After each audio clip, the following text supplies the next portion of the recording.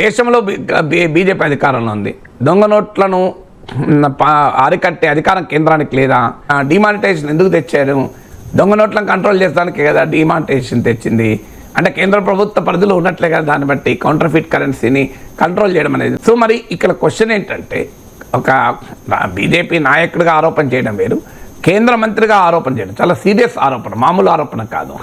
ఇందులో కేసీఆర్ పైన బీఆర్ఎస్ పైన ఆరోపణ చేశాడా, అది ఒక పొలిటికల్ యాంగిల్ పక్కకు పెడితే, దొంగ నోట్లు అంటూ ముద్రిస్తే అది రాజకీయాల్లో ఏమన్నా రేపు తీవ్రవాదుల చేతుల్లో కూడా వెళ్ళొచ్చు కదా. అందువల్ల దేశ భద్రతకు సంబంధించిన అంశం, అది దేశ ఎకనామిక్ సెక్యూరిటీకి సంబంధించిన అంశం, దేశ ఆర్థిక భద్రతను దెబ్బతీస్తుంది దొంగ నోట్లు. దేశ తీవ్రవాదుల చేతుల్లోకి దొంగ నోట్లు వెళ్ళి దేశ భద్రతను దెబ్బతీస్తుంది.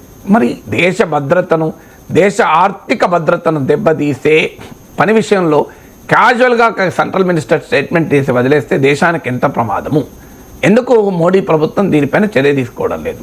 బీజేపీతో పెద్ద సమస్య ఏంటంటే, కేసీఆర్ పైన ఎన్ని ఆరోపణలు చేశారో మనకు లెక్కలేవు. కేసీఆర్ 1,00,000 కోట్లు తిన్నాడు, కాళేశ్వరంలో తిన్నాడు, అన్నిట్లో తిన్నాడు, లిస్ట్ అంతా చెప్తారు. కానీ కేసీఆర్ మీద కేంద్ర ప్రభుత్వం ఒక్క కేసు పెట్టలే. దొంగ నోట్లు రద్దు కాలేదంటే మరి కేసీఆర్ ప్రింటింగ్ ప్రెస్ పెట్టుకుని బహిరంగంగా ఆ ప్రింటింగ్ ప్రెస్ అందరికీ తెలిసేలా బీదర్లో ప్రింట్ చేస్తుంటే, బీదర్ అని చెప్తున్నాడు, ఏమన్నది? వెంటనే అమిత్ షా ఆ ఎస్పీ ఎవరో సంజయ్ని అడిగి వెంటనే అతని విచారణ పిలిపించి అతని నుంచి సమాచారం తీసుకొని ఆ బీదర్కు వెళ్ళి ఆ ప్రింటింగ్ ప్రెస్ ఓనర్ను బీఆర్ఎస్ ముఖ్య నాయకుడు అంటున్నారు కదా, ఆయన లోపలేసి ఎక్కడ దొంగనట్లు ప్రింట్ అయిన లెక్క కేసులు పెట్టచ్చు కదా. కేసులు పెట్టకపోతే డెఫినెట్గా బీజేపీ నిజాయితీని ప్రశ్నించాల్సి ఉంటుంది. రాజకీయ ఆరోపణ చేయడం వేరు, ఇంత లోతైన రాజకీయ ఆరోపణ, ఇంత నిర్దిష్టమైన రాజకీయ ఆరోపణ చేయడం వేరు.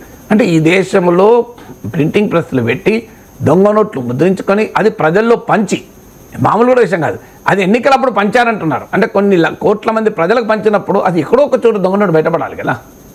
మరి కోట్ల మంది ప్రజలకు ఎన్నికలప్పుడల్లా దొంగ నోట్లే పంచితే అది బయటపడాలి కదా. ఇంతవరకు బీజేపీ ఎంతమంది దగ్గర దొంగ నోట్లు పట్టుకున్నది? సో ఇలాంటి ఆరోపణ చేసినప్పుడు దేశ భద్రతకు సంబంధించిన అంశం, దేశ ఎకనామిక్ సెక్యూరిటీకి సంబంధించి, it's not simple political allegation. Political allegation రోజు చేసుకుంటారు, ఐఎమ్ నాట్ బాదర్డ్. కానీ ఇది వెరీ సీరియస్ అలిగేషన్ కదా. అందులో యూనియన్ హోమ్ మినిస్టర్, హోంశాఖ సహాయ మంత్రి చేస్తున్న ఆరోపణ. సో డెఫినెట్గా మోడీ ప్రభుత్వ చిత్తశుద్ధికి ఇది ఒక పరీక్ష. ఇలాంటి దొంగ నోట్ల ప్రింటింగ్ ప్రెస్ ఈ దేశంలో బహిరంగంగా దొంగ నోట్లు ముద్రించి ప్రజలకు పంపిణీ చేస్తుంటే 10 ఏళ్ళుగా మోడీ ప్రభుత్వం ఏం చేస్తుందన్న ప్రశ్న వస్తుంది కదా.